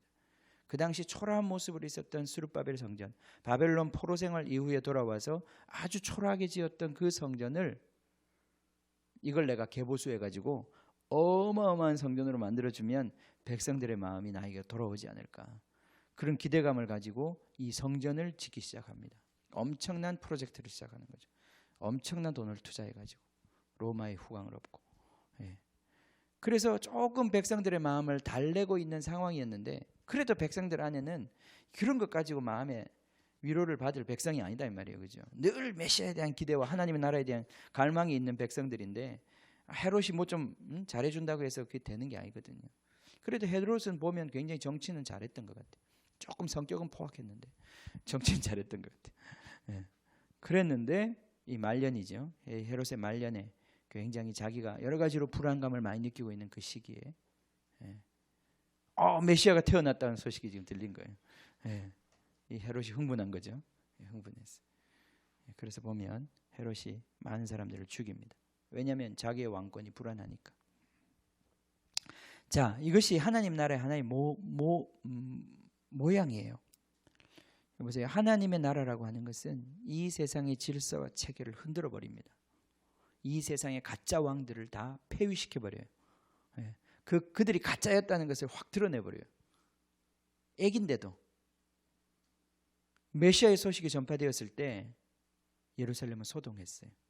예. 진동하는 나라인 거죠. 자, 결론입니다. 예. 이 목자들이 결국은 그 예언대로 베들레헴에 가서 예수님을 만나고 예수님 앞에 경배하고, 그 생각해 보세요. 그들이 얼마나 먼 길을 달려왔겠습니까? 그리고 그들이 가장 그분에게 합당한 보물로 예수님을 경배했습니다. 그죠? 예. 자, 우리는 이 모든 이야기를 통해서 여러분 잘 알고 있는 이야기고, 조금 제가 오늘 과학적으로 이 얘기 얼마나 신빙성이 있는 이야기인지를 제가 여러분에게 좀 설명했을 뿐이지, 이것은 분명한 예수님의 탄생에 대한 이야기들입니다. 그리고 역사적으로 분명히 그 흔적들이 있어요. 믿을 수 있는 이야기들입니다. 그리고 이 이야기를 통해서 우리는 예수님이 태어나셨을 뿐 아니라 유대인의 왕으로 메시아로 이 땅에 오셨음을 우리가 볼 수 있습니다. 동방박사들은 알아보고 그에게 경배했습니다. 자, 오늘 아침에 우리 같이 예배드릴 때 이 말씀이 정말 많이 오더라고요. 예수님을 경배하기 위해서 그 달려왔던 이 동방의 박사들, 모든 대가를 지불하고, 그죠? 이 예수님을 만나기 위해서 찾아왔던 이 사람들. 여기 보면 예수님의 집에 들어가서 11절에 보면 함께 그의 어머니 마리아와 아기가 함께 있는 것을 보고 거기 엎드렸다는 표현이죠, 그죠?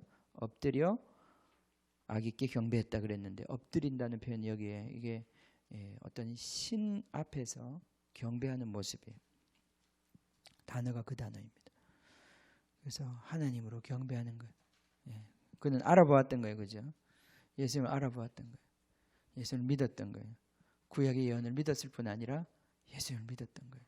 그분이 오시기를 기다렸던 사람들이, 그들은 달려왔던 사람, 멀리서. 지금 많은 사람들은 이 사람들이 이란 쪽에서 오지 않았나 그렇게 생각한단 말이죠, 그죠? 네. 자, 여러분, 예수님은 메시아십니다. 예수님은 그리스도이십니다. 우리 인생에 그런 하나님으로 오셨습니다, 그죠? 네. 우리가 이 시간에 하나 받아야 되는 오늘 말씀이 있다면, 예수님의 탄생을 통해서 받아야 되는 말씀이 있다면, 이 동방박사의 이 갈망, 이 동방박사의 예배를 향한 기대, 그 그리스도를 향한 간절한 기다림, 이것이 우리에게 있어야 한다는 거예요. 이것이 있어야 우리도 그분을 따라갈 수 있는 거예요. 지금 마태는 준비시키고 있어요, 우리를. 2장까지 그분이 누구신지 우리를 소개하고 있어요. 이제 그분의 강의가 곧 시작될 텐데, 강의 시작되기 전에, 그죠? 어떤 사회자가 나와가지고 그분의 프로필을 얘기하잖아요. 그분은 어느 가문에서 태어났고, 이분은 어떤 일을 했고, 어떤 학교를 나왔고, 어떤 책을 썼고, 그죠? 지금 마태의 그 프로필이 계속되고 있어요. 이분이 얼마나 위대한 분이냐고요? 이분은 이런 족보에서 태어났어요. 이분이 얼마나 위대한 분이냐고요? 이분이 이런 기적적인 방법으로 성령으로 태어났어요. 이분이 얼마나 위대한 분이냐고요? 저 멀리 있는 박사들도 와가지고 경배했던 그분이시랍니다. 여러분, 그분을 따라가시겠습니까? 그분의 이야기를 들으시겠습니까? 들으시겠습니까? 조금 믿음이 가십니까? 아직도 믿음이 안 가십니까? 인터넷은 믿어도 내가 성경은 잘 못 믿겠다. 정말 이분의 말씀이 그렇게 중요합니까? 이분의 목소리에 우리가 귀를 기울여야 합니까? 이분이 내 인생 그렇게 중요한 분입니까? 내 모든 걸 다 투자해서 달려가서 그분을 만나야 하는 그분입니까? 그죠? 내 보배 합을 열어가지고 다 드리고 경배해야 될 모든 것을 걸어야 할 그분입니까? 그 많은 가치가 있다는 것을, 이 세상에서 제일 똑똑했던 사람들도 그렇게 했다는 것을 여기 지금 얘기하고 있는 거예요. 우리한테 신뢰감을 주는 거예요, 그죠? 신뢰감 생기시죠, 그죠? 이제 강의하십시오. 제가 다 받아 적겠습니다. 제가 다 듣겠습니다. 우리 이제 다음 시간까지 이 마음이 생겨야 합니다. 우리 예수님을 따라가고자 하는 갈망이 생겨야 합니다. 그분을 예배하고자 하는 그 갈망이 생겨야 합니다. 그분이 오셔야 해결이 된다는 것을 기대하는 이 기대감이 생겨요. 이것이 바로 마태복음 1장 2장이 우리에게 주는 메시지요, 은혜인 것입니다. 같이 기도합시다. 준비합시다. 주님, 배우기를 원합니다. 주님으로부터 배우기를 원합니다. 하나님으로부터 배우기를 원합니다. 예수님을 배우기를 원합니다. 당신이 우리 인생의 중심이십니다. 당신이 우리 인생의 중심이십니다. 주님, 이 세상의 모든 것이, 하늘에 있는 것이나 땅에 있는 것이 다 당신의 리더십 아래, 주님 당신의 통치 아래 새롭게 질서 지어질 것입니다. 연합하고 통일될 것입니다. 당신의 그 은혜 아래 모든 것들이 새로워질 것입니다. 주님, 이 시간 우리를 부르시는 그 하나님의 그 놀라운 메시아의 통치를 주님, 우리가 이 시간에 기대합니다. 주님, 우리가 그것을 받기를 원합니다. 올해 이번에 주님, 이 마태복음 공부를 통해서 마태복음 우리 한 장 한 장 넘어가면서 마태가 이 책을 우리에게 주실 때 예수님을 소개했을 뿐 아니라 예수님의 그 가르침을 우리에게 다시 소개할 때 주님, 우리의 마음이 열리게 하여 주십시오. 활짝 열리게 하여 주십시오. 예수를 따라가고자 하는, 그분을 찾아가 경배하고자 하는 그 열망으로 채워주십시오. 주님, 우리가 그것을 위하여 어떤 대가를 지불하더라도 주님, 정말 그렇게 달려갈 수 있는 그러한 마음을 주십시오. 주님, 당신이 내 생에 가장 귀한 분이십니다. 내 생에 가장 귀한 것이 당신을 아는 것입니다. 주님, 그리스도를 아는 지식이 가장 고상한 것입니다. 주님, 내가 그것을 믿습니다. 내가 그것을 압니다. 주님, 말씀하여 주십시오. 가르쳐 주십시오. 그리스도의 영을 보내어서 모든 것을 다시 기억나게 해 주십시오. 주님, 우리로 이 예수를 따라갈 수 있도록 죽기까지 당신이 하나님을 순종하고 따라갔던 것처럼 우리도 예수의 영을 따라 당신을 죽기까지 따라가는 그리스도의 사람들이 될 수 있도록 주님, 이 시간 준비시켜 주십시오. 우리 마음을 결단을 주십시오. 주님, 결단을 주십시오. 내가 예수를 따라가리라. 내가 어린 양을 따라가리라. 내가 그 무엇으로 내 인생의 기준 삼지 않고, 내가 그 어떤 것으로도 내 인생의 목표 삼지 않고, 내가 예수를 나의 목자로 삼으리라. 내가 예수를 따라가리라. 내가 예수를 향하여 가리라. 주님, 이 결단이 주님, 이번 주와 다음 주 우리가 이 예수에 대한 정말 소개를 받을 때 주님, 떨리는 마음으로, 기대의 마음으로 주님, 우리가 이것을 받아들일 수 있도록 축복하여 주십시오. 이 지혜가 우리 가운데 임하게 하여 주십시오. 동방 박사들에게 임했던 이 열망과 지혜가 주여 이 교회에도 임하게 하여 주십시오. 우리 한 사람 한 사람에게 임하게 해 주십시오. 주님, 파수꾼이 새벽을 기다리는 것보다 더 간절히 주님을 기다리는 자들 되게 하여 주십시오. 주님, 금을 찾고 은을 찾는 것보다 주여 예수 그리스도를 찾는 그 간절한 마음이 우리의 마음이 되게 하여 주십시오. 이 제자의 마음을 우리에게 부어 주십시오. 주여, 우리가 주님을 따라가기를 원합니다. 주님이 행하셨던 그 일을 우리도 배우고 행하기를 원합니다. 주여, 이 일에 있어서 주여 예수 그리스도의 계시를 열어주십시오. 예수 그리스도의 계시를 열어주시옵소서. 주여, 우리 함께 기도하겠습니다. 주여, 우리의 마음을 결단하며 헌신할 수 있게 하여 주십시오. 헌신할 수 있게 하여 주십시오. 결단하게 하여 주십시오. 예수를 따라갈 것입니다. 그 누구도 아니고 예수를 따라갈 것입니다. 예수님께 경배할 것입니다. 예수님이 우리의 빛이요, 예수님이 우리의 교수님이시오, 예수님이 우리의 선생님이시오. 주님, 당신이 우리의 아버지이십니다. 주여, 우리가 예수만 따라가겠습니다. 예수만 따라가겠습니다. 예수를 계시하여 주소서. 예수를 계시하여 주소서.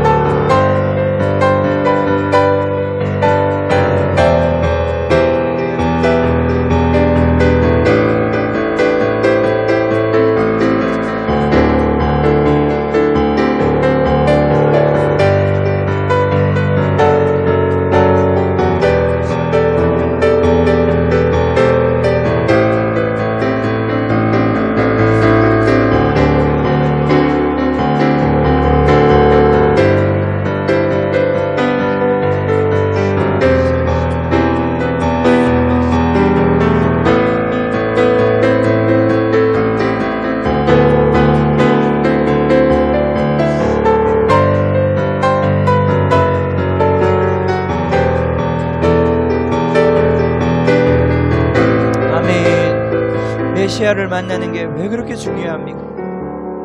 메시아를 만나는 것이 왜 그렇게 급한 일입니까? 왜 그렇게 중요한 일입니까? 예수님이 수가성 여인을 그 우물가에서 만났을 때 그 우물가는 그 여인에게는 평생이 끊을 수 없는 젖줄이었습니다. 그것 없이는 살 수 없고 자기가 어디 지긋지긋한 인생 도망가고 싶어도 거기에 묶여서 거기서 물 한 모금 얻어먹지 못하면 살 수 없는 존재였기에 거기에 붙잡혀서 평생을 살았던 자예요. 5번이나 이혼하고 지금 살고 있는 남자도 얼마나 더 살 수 있을지 장담할 수 없는 그런 완전히 깨어진 인생이에요. 예수님께서 그에게 다른 것 주신 것이 아니라 메시아를 주셨습니다. 메시아를 주셨습니다. 그 여인이 물동이를 버려두고 뛰쳐가서 그 부끄러움으로 수치 가운데 나설 수 없었던 그 자기 마을 사람들에게 달려가서 메시아를 전했습니다. 메시아 그렇게 중요한 것입니다. 그리스도 그렇게 중요한 것입니다. 그리스도를 만나는 것이 왜 그렇게 중요합니까? 그리스도의 소리를 듣는 것이 왜 그렇게 중요합니까? 주님, 우리가 이번에 그 음성을 듣기를 원합니다. 그 메시아를 만나기를 원합니다. 우리 평생에 붙잡고 있던 이 물동이를 벗어던지고 주님 달려갈 수 있는 그 메시아를 만나기를 원합니다. 주님 만나게 해 주시옵소서. 영원히 목마르지 않는 샘물을 주시겠다고 이 약속하신 그 뜻이 우리 교회 가운데 이루어지게 하여 주시옵소서. 주님 그 만남이 이루어지는 주님 그 영광스러운 장소가 되게 하여 주시옵소서. 우리 같이 한번 기도합시다. 주님 그 만남이 있는 곳이 되게 하소서. 그 별의 인도함이 그 별이 머무는 곳이 되게 하소서. 주님 당신을 만나기를 원합니다. 당신을 만나기를 원합니다.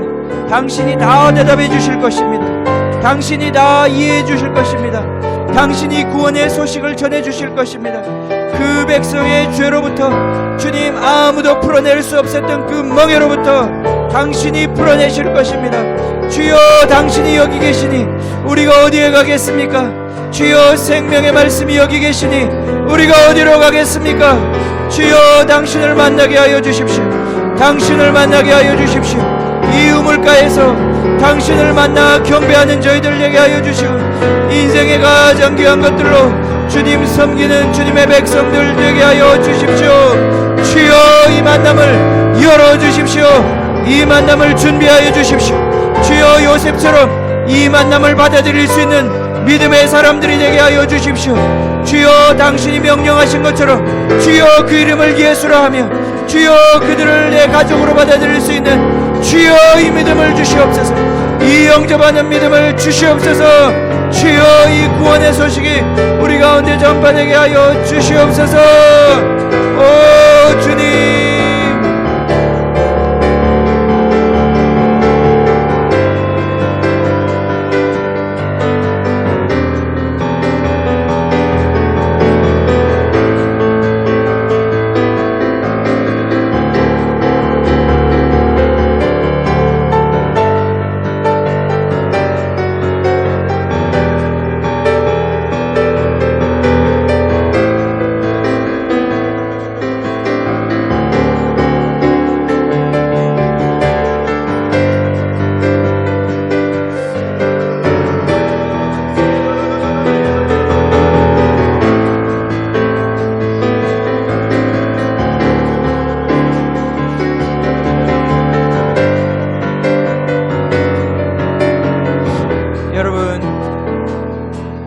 예수님은 상상 속의 그대가 아닙니다. 상상 속의 그대가 아니에요. 우리 생각으로 지어내고 만들어내는 분이 아니에요. 그분은 살아계신 분이시요 그분의 영을 우리에게 보내주셔서 그분 살아계신 그분 십자가에 달려 부활하신 그분을 만나게 하시고 그분의 음성 듣게 하시고 그분과 함께 살게 하시는 거예요. 상상 속의 그대는 나를 변화시킬 수 없습니다. 그건 내 상상의 산물에 불과하니까 내 욕망의 산물에 불과하니까. 그러나 살아계신 하나님 바로 실제요 실존이요 지금도 우리 가운데 임마누엘의 하나님으로 계신 그분은 우리를 실제로 변화시키실 수 있고 실제로 구원할 수 있고 우리를 하나님의 나라의 백성으로 새롭게 창조하실 수 있는 분이십니다. 그분을 만나는 것입니다. 그분을 만나는 것입니다. 그냥 내 생각에 좋은 분 그분을 섬기는 것이 아니라 살아계신 하나님의 영으로 말미암아 그 계시되신 그리스도를 만나는 것입니다. 그리스도의 영으로 말미암아 주님 이 풍성한 성령의 교제가 우리 가운데 풀어지기를 원합니다. 그래서 영광에서 영광으로 주님 변화되기를 원합니다. 주님, 우리 한 사람 한 사람 그리스도의 형상으로 예수에게 배울 뿐 아니라 예수와 같이 사는 자들이 되기를 원합니다. 주님, 그 영광 드러날 줄 믿습니다. 주님, 이 시간 우리 모두에게 그 기름 부으심으로, 그 메시아의 기름 부으심으로 우리에게 부어 주시옵소서. 한 사람 한 사람 그렇게 품어 주시옵소서.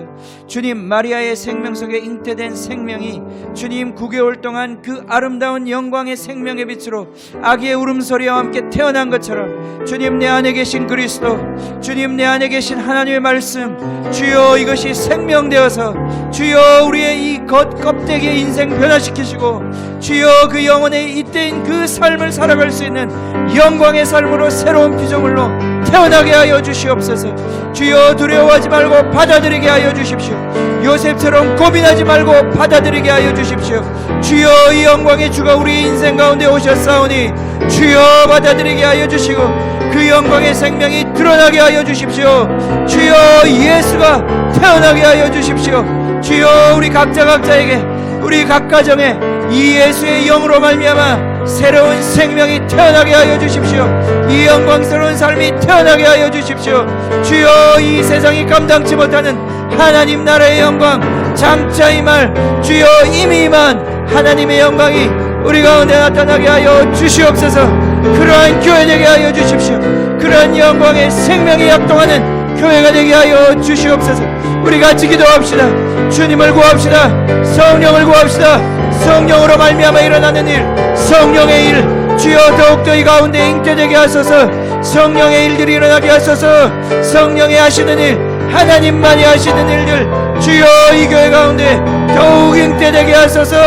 주여 이 마태복음의 말씀 통하여 주여 이 교회가 성령의 교회, 제자의 교회로 주여 그렇게 태어나게 하소서.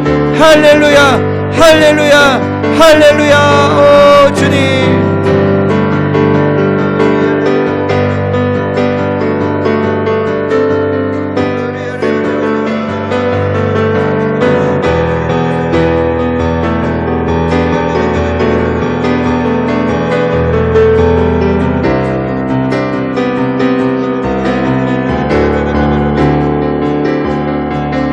말씀 향하여 달려가리라. 우리 그 찬양합시다. 주 말씀 향하여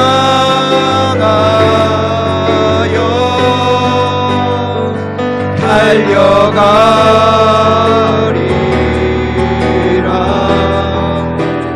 힘도 아니 능도 아니 오직 성령으로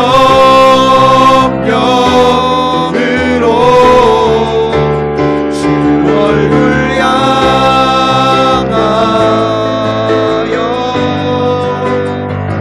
달려가리라.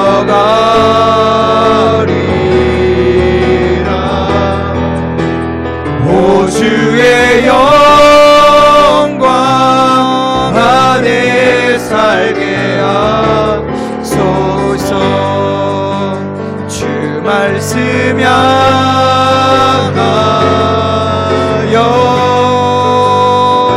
달려가리라.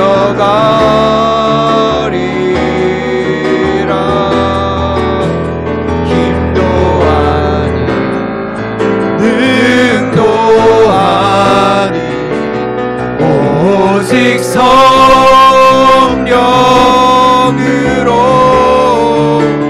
주 얼굴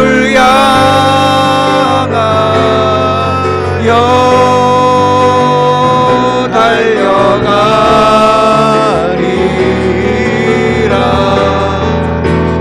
오 주의 영광 안에 살게 하소서.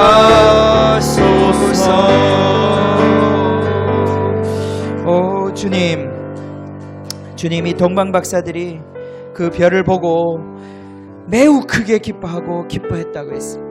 주님, 우리의 영혼의 기쁨이 어디에 있겠습니까? 주님, 이 말씀의 빛이 그리스도의 얼굴을 비추는 그 시간, 주님, 그때가 가장 귀한 시간입니다.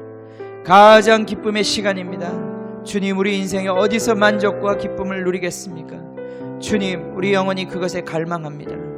그것에 갈급합니다. 주님, 예수의 얼굴을 비추어 주십시오. 예수의 얼굴을 비추어 주십시오. 주님, 그 빛으로 살기를 원합니다. 주여, 그 빛을 비추어 주십시오. 내 갈급한 영혼을 채우시는 주님의 그 얼굴 빛으로 주님, 우리를 채워 주십시오. 주님, 이 마태복음 통하여서 주님, 우리가 이 은혜 갈망합니다. 주님, 하늘의 소리를 들려주십시오. 주님, 그 산 위에서, 주님, 그 신의 산 위에서 주님, 24장로들이 70장로들이 주님, 그곳에서 청한 주님의 음성을 들으며 주님과 함께 먹고 마셨던 그 즐거움이, 그 기쁨이 주님, 이곳에 주님의 산에 올라 주님의 음성을 듣고자 하는 제자들의 귀에 들려지고 함께 누려지는 주님의 은혜가 임하게 하여 주십시오. 주님이 우리를 부르시는 그 부르심, 주님, 마태를 통하여 우리를 부르시는 그 부르심, 주님, 반응하게 하여 주십시오. 주님, 우리 정말 여기 있는 한 사람 한 사람 한 사람도 빠지지 않고 주님, 주님께서 우리를 그 은혜 주시고자 부르시는 그 산 위에 오를 수 있는 그 은혜를 주십시오. 그 결단을 주십시오. 주님, 이제 더 이상 무리로 살지 않고 주님, 그냥 왔다 갔다 하는 주님, 그런 교인으로 살지 않고 주님, 그 산에 올라 주님의 음성을 배우며 주님의 음성을 들으며 시온에서부터 흘러나오는 주님, 그 여호와의 율법을 배우는 주여, 이 평화의 사람들, 하나님 나라의 백성들 되게 하여 주시옵소서. 주님, 그것을 기대합니다. 주여, 이번에 이 모든 말씀 통하여 그 은혜를 우리 모두에게 허락하여 주시옵소서. 지금은 우리 주 예수 그리스도의 은혜와 하나님 아버지의 크신 사랑과 주님, 지금도 이 산에 올라 정말 예수 그리스도를 배웠고 경배하며 그의 제자로서의 삶을 배우기를 원하시는 성령님의 역사가 주님, 사랑하는 우리 모든 형제자매들 머리 위에 제자의 삶을 살고자 결단하는 주님, 고뇌하며 고민하는 우리 모든 정말 지체들의 이 머리 위에 지금부터 영원히 함께 하시기를 간절히 축원하옵나이다. 아멘, 아멘, 아멘. 오 주님,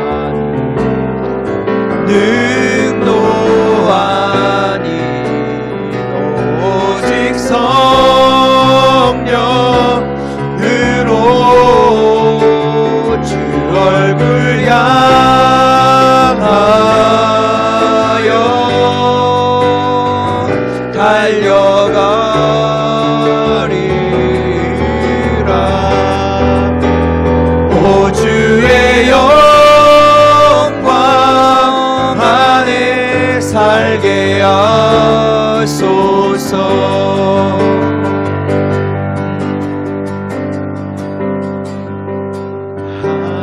하늘에 나는 새도 주 손길 돌보시네.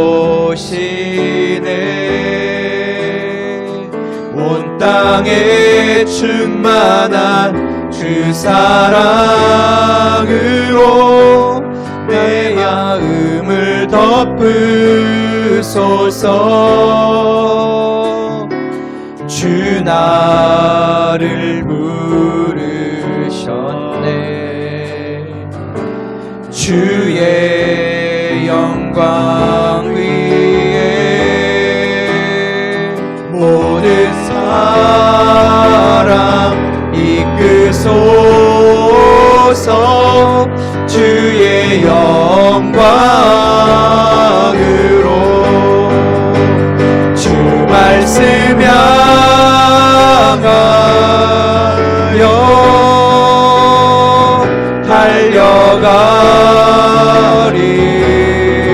달려가리라. 힘도 아닌 능도 아닌 오직 성령으로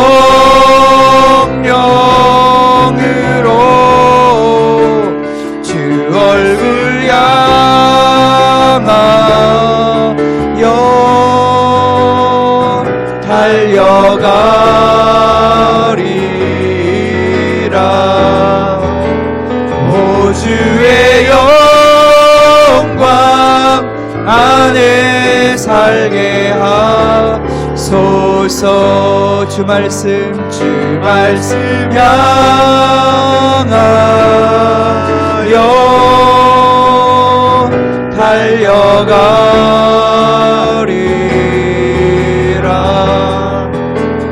힘도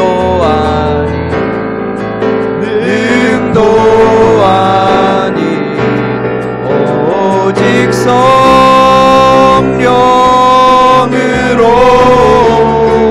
주 얼굴 향하여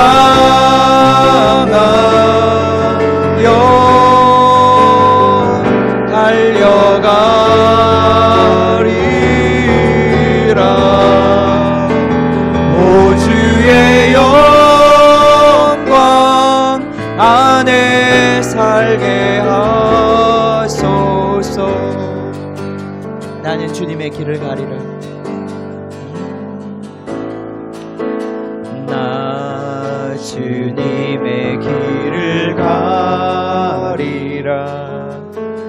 하늘의 부르심 따라서 주님의 얼굴을 구할 때 거룩한 성령이 마시네.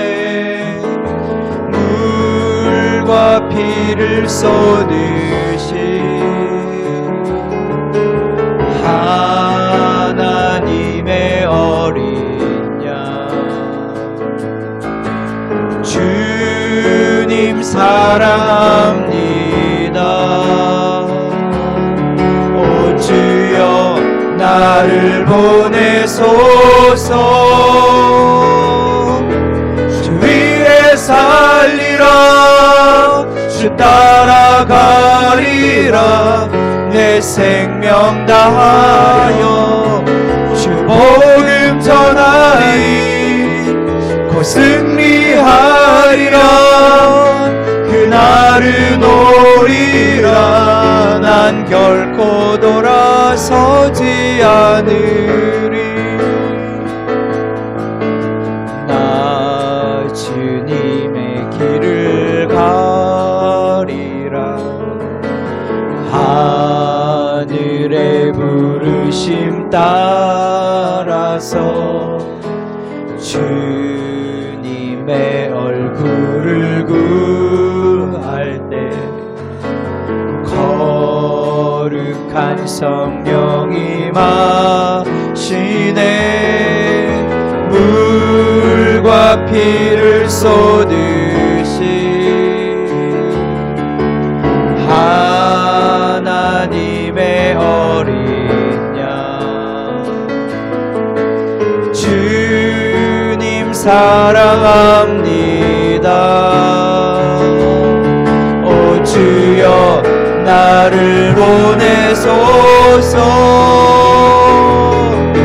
주 위에 살리라. 주 따라가리라. 내 생명 다하여 주 복음 전하리. 곧 승리하리라. 그날은 오리라. 난 결코 돌아서지 않으리. 주 위에 살리라. 주 위에 살리라. 주 따라가리라.